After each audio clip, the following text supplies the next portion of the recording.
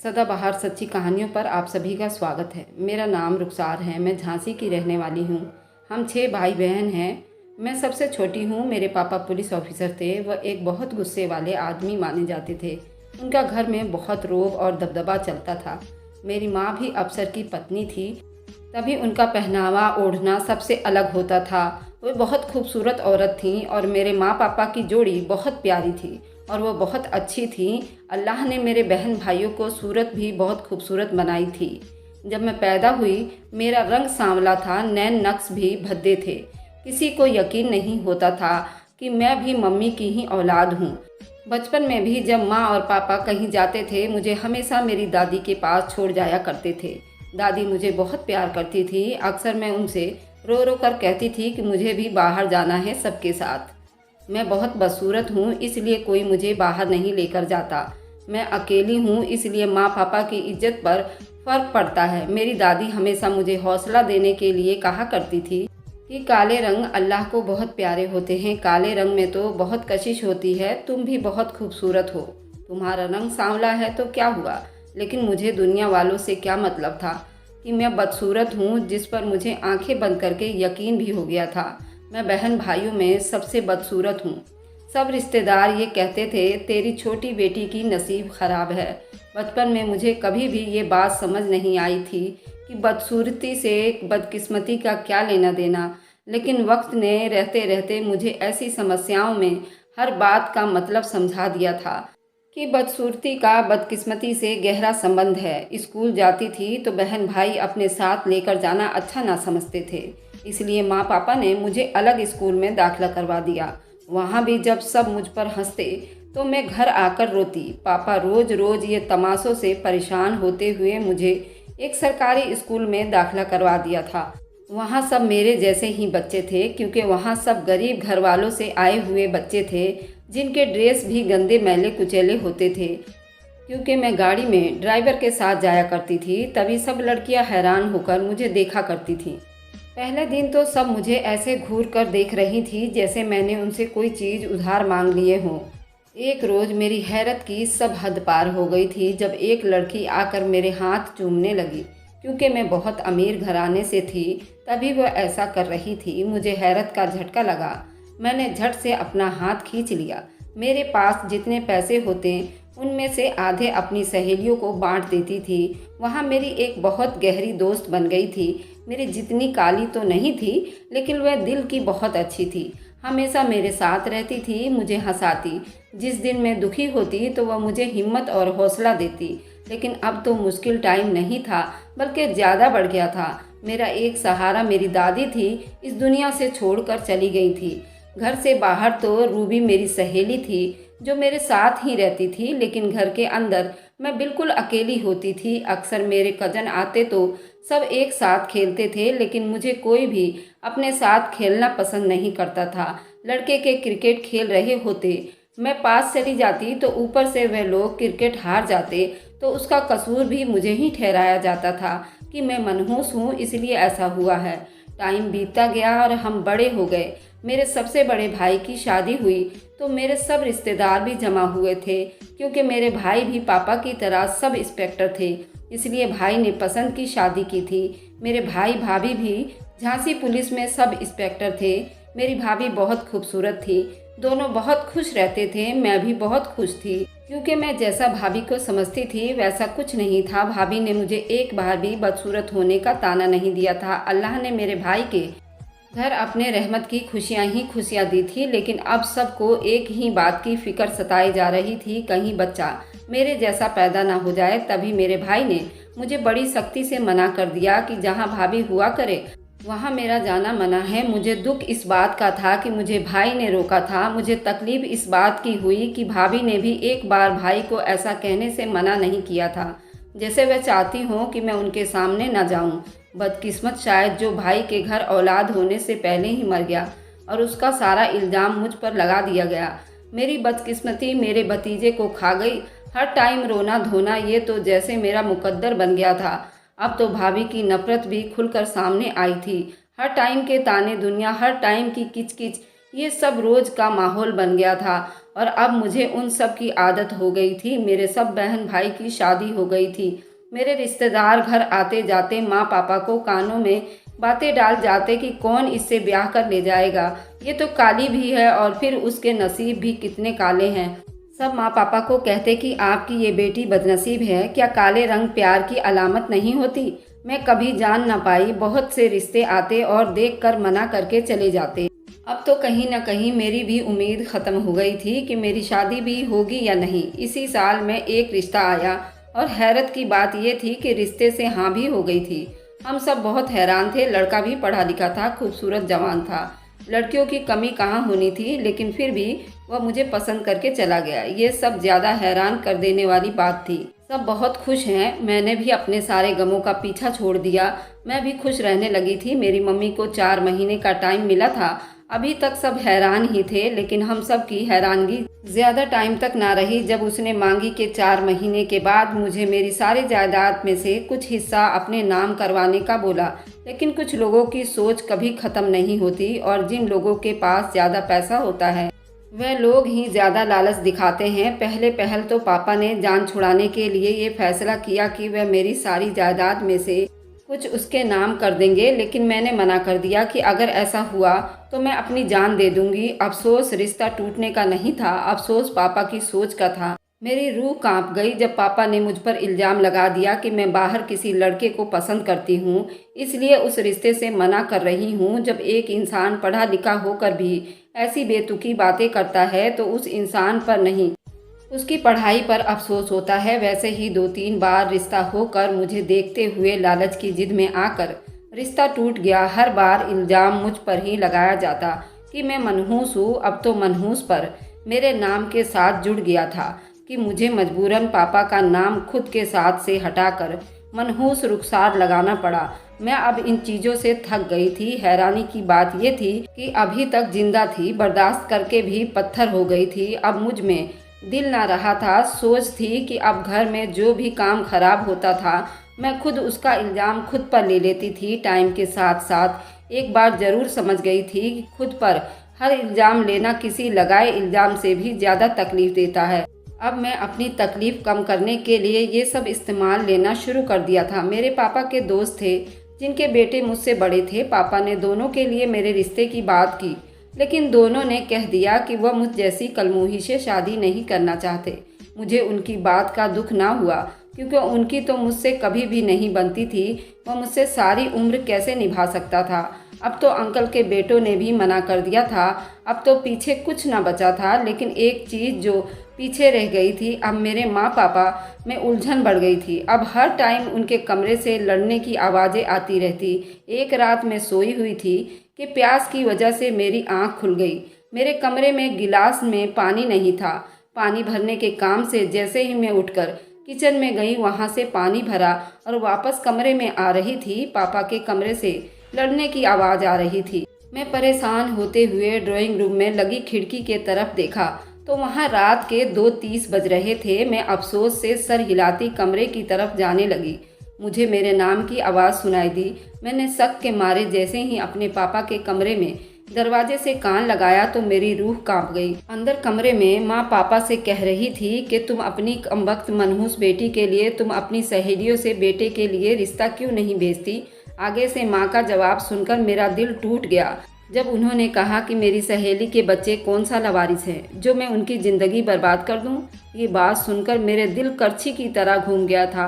आंखों से आंसू बह रहे थे। मेरा दिल जैसे बंद होने लगा था कि मेरे सगे माँ बाप मुझसे इस तरह नफरत करते हैं कि उनको अपने दोस्त यारों के बच्चे भी मुझसे ज़्यादा प्यारे लगते हैं। मैं बहुत हैरान हुई। ये सब सुनकर कौन माँ अपनी औलाद को दूसरों से कम समझते हैं। माँ पापा के कमरे में कई दिन तक आधी रात को बहुत बहस होती रहती। इस सब के बाद मेरा दिल एकदम से उदास हो गया था और मैंने आत्महत्या करने की कोशिश भी की थी। ये खबर आग की तरह पूरे खानदान में फैल गई थी।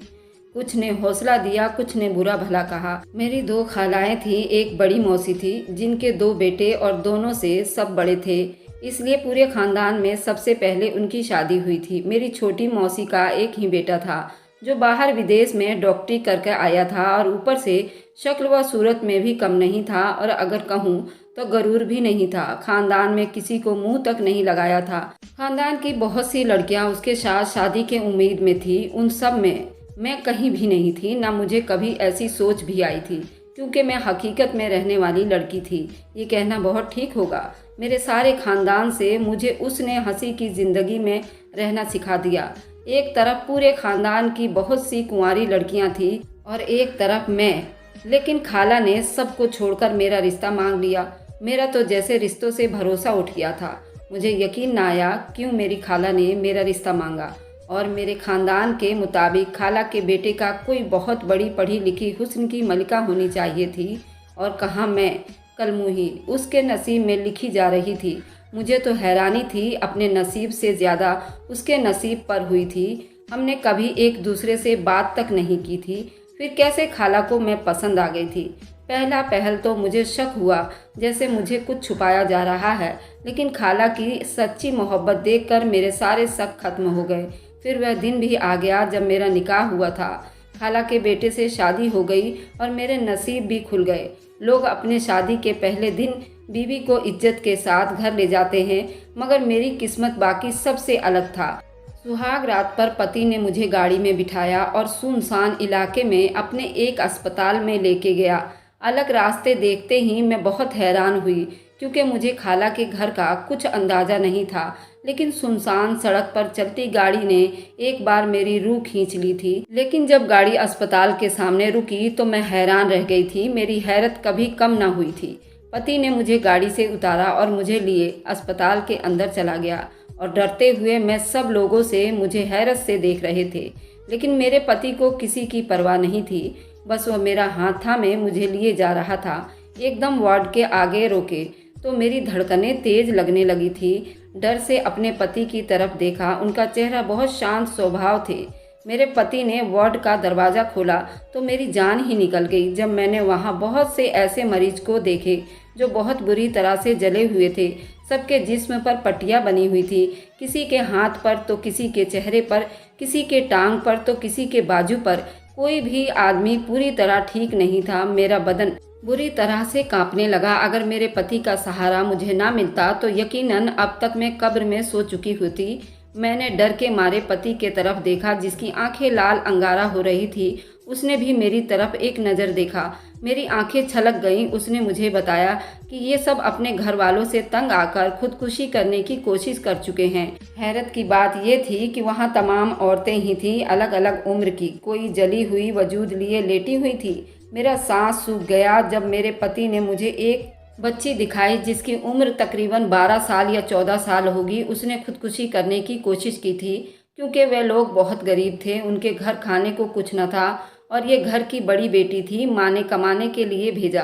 नौकरी ना मिलने पर जब खाली हाथ घर गई तो माँ और बहन भाई को मायूस चेहरा देखकर उसको कुछ नहीं सूझा तो उसने खुदकुशी का रास्ता अपनाया। फिर एक बड़े उम्र की औरत के पास लेकर गए, जहाँ एक जवान औरत लेटी हुई थी, जिसका आधा चेहरा जला हुआ था, लेकिन आधा चेहरा बिल्कुल साफ था। साफ चेहरा देखकर मालूम होता था कि वो बहुत खूबसूरत रही होगी। लेकिन मुझे हैरानी इस बात पर हुई कि ऐसा क्या वजह थी उसको खुदकुशी करने की कोशिश करनी पड़ी।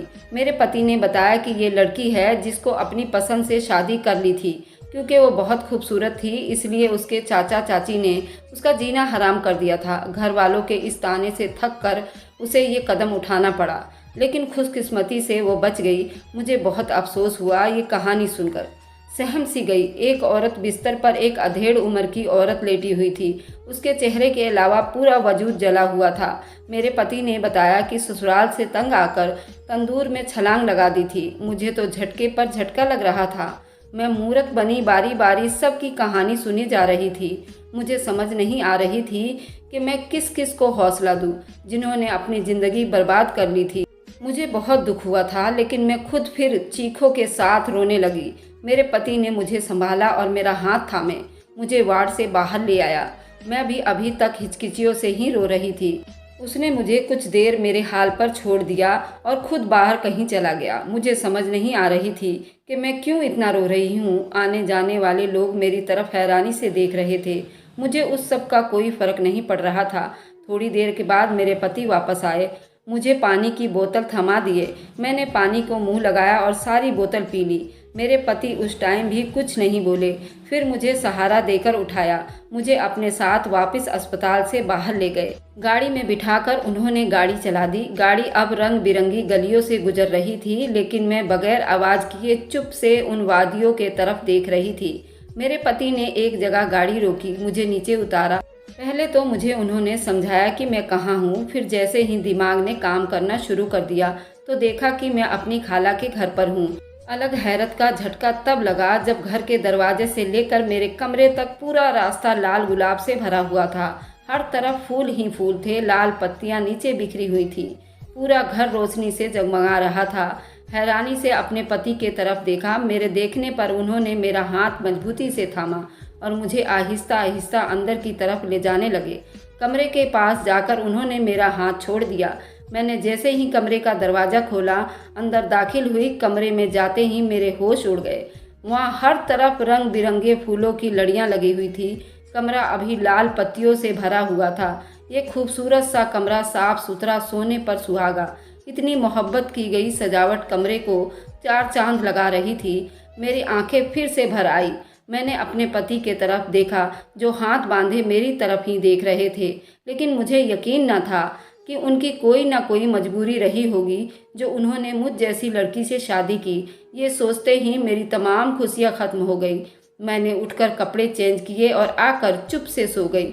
ना मैंने अपने पति से कोई बात की, ना उन्होंने कोई बात की। दोनों अपनी अपनी जगह चुप थे। अगले कई रोज ऐसे ही बीते, लेकिन शादी के बाद न जाने ऐसा क्या हुआ, वही लोग जो मुझे बदसूरत और मनहूस और बदनसीब कहते थे, आज मेरी तारीफें करते नहीं थक रहे थे। अब मुझे अक्सर लगता कि शायद ये सब पैसों का कमाल है, लेकिन पैसा तो मेरे पास भी बहुत था, फिर ऐसा क्यों हो रहा था, मेरी समझ से अभी परे था। एक दिन थक हार कर मैंने अपने पति से पूछे, मुझसे उनकी शादी की वजह पूछी थी, जिस पर पहले वह हंसते रहे। फिर मुझे नर्स के पास बिठाया और अपनी कहानी सुनाई। मेरे रोंगटे खड़े हो गए जब मेरे पति ने मुझे बताया, जब उनको बाहर विदेश में पता चला कि मैंने खुदकुशी करने की कोशिश की है। वह भी दोबारा मेरे पति के जब हालात वजह पूछी तो उन्होंने वजह बता दी, जिस पर मेरे पति को धक्का लगा कि आज के दौर में ऐसे कौन करता है। मेरे पति ने खाला से कहकर मेरी एक तस्वीर मंगवाई, जो खाला ने काफ़ी दिन लगने के बाद मेरे पति को मेरी एक तस्वीर सेंड कर दी। मेरे पति ने काफ़ी दिन बीतने के बाद मेरी खाला को दोबारा कॉल की और उनको बताया कि वे हिंदुस्तान आ रहे हैं। खाला ने पहले तो हैरान हुई, क्योंकि मेरे पति का कहना था कि अब वह कभी भी वापस हिंदुस्तान नहीं आएंगे। आते ही मेरे पति ने कुछ दिन बीतने के बाद मेरी खाला को कहा, और मेरी खाला ने कहा कि उससे अच्छा तो मेरा पति बाहर किसी गोरी मैम के साथ शादी कर लेता। मेरे पति को काफ़ी हैरानी हुई। मैंने उनकी सगी भांजी होते हुए ऐसे कह रही हूँ वह, लेकिन उससे अगली बात मेरे पति को जो रोंगटे खड़े हुए, मेरे उससे ज़्यादा रोंगटे खड़े हो गए जब मेरे पति ने मुझे बताया कि मैं उनकी अभी खाला की बेटी नहीं हूँ और ना पापा मेरे सगे पापा हैं। अब मुझे सब बातें समझ आने लगी थी। मेरे साथ जो टाइम बीते थे मेरे आंखों के सामने एक बार फिर से लहर गया। मैं अगले रोज ही अपने पापा के पास गई, उन सब से सच पूछा, जिस पर उन्होंने बताया कि मैं उनकी बहन की बेटी हूँ और पापा रिश्ते में मेरे मामा लगते हैं। मेरी माँ ने पसंद की शादी की थी जो कामयाब ना हो सकी। मेरे आने से पहले ही मेरी सगी माँ घर वापस आ गई थी और जैसे ही मैं दुनिया में आई तो मेरे पापा ने मेरी माँ को डिवोर्स दे दी। मेरी सगी माँ गम बर्दाश्त ना कर सकी और इस दुनिया को छोड़कर चली गई। मेरे पापा का साया तो पहले ही नहीं था। मामू ने मुझे पाल पोस कर बड़ा किया और मुझे ऐसे रखा जैसे मैं कोई महारानी हूँ, लेकिन जैसे ही मैं बड़ी हो गई मुझे असलियत का पता चलता गया तो मैंने अपने ख्याल छोड़कर बहुत बुरे तरीके से हकीकत में टपक गई थी। मेरे पति ने मुझे जिस तरीके से इजहार मोहब्बत किया, मैं हैरान रह गई थी। मेरे पति ने मुझे बताया कि पूरा एक हफ्ता बिताने के बाद उनको इस बात का एहसास हुआ कि वे मेरे बगैर नहीं रह सकते। तभी मुझसे शादी की इल्तिजा की। और हालात इंसान को बहुत अजीब बना देते हैं। लोगों की बातें इंसानों को अंदर ही अंदर ख़त्म कर देती है। टाइम पर आपको बेहतर सहारा ना मिले तो इंसान ख़त्म भी हो सकता है। मैंने अपने पति की इतनी मोहब्बत पर उनकी बात मानते हुए डॉक्टर की पढ़ाई शुरू कर दी और आज मैं उनके साथ अस्पताल में काम कर रही हूँ। मैं भी उनसे बहुत मोहब्बत करती हूँ और टाइम की दहाड़ इंसान को फाड़ देते हैं, लेकिन मेरे पति ने मेरा पूरा साथ दिया। वजह से मैं अपना हर गम भुलाने लगी थी। सफ़र खूबसूरत नहीं बल्कि एहसानमंद हूँ, चाहे हमें एक अलग दुनिया में ले जाए जहाँ बस सुकून ही सुकून है। आज अभी अपना बीता हुआ कल याद करती हूँ तो दर्द से पूरे जिस्म में लहर उठती है, लेकिन फिर जब सोचती हूँ कि जिन्होंने मेरे साथ जुल्म किया और मेरे सगे माँ बाप नहीं थे, मुझे एकदम हौसला होता है। मेरे पति ने भी हर हाल में मेरा साथ दिया था, मेरा हाथ कभी मुश्किल टाइम में भी नहीं छोड़ा था। मैंने भी ताउम्र के लिए खुदा से वादा किया था कि मैं भी कभी अपने पति का हाथ नहीं छोड़ूंगी। हम दोनों ने खुदा की रहमत से आज मैं हंसी खुशी अपनी ज़िंदगी बिता रहे हैं। बुरा टाइम ज़िंदगी का हिस्सा जो एक ना एक दिन बीत ही जाता है, इसलिए हौसला करके साथ अपना हर टाइम बिताएं। ये थी आज की कहानी दोस्तों। कैसी लगी आप लोगों को मुझे कमेंट में ज़रूर बताइएगा।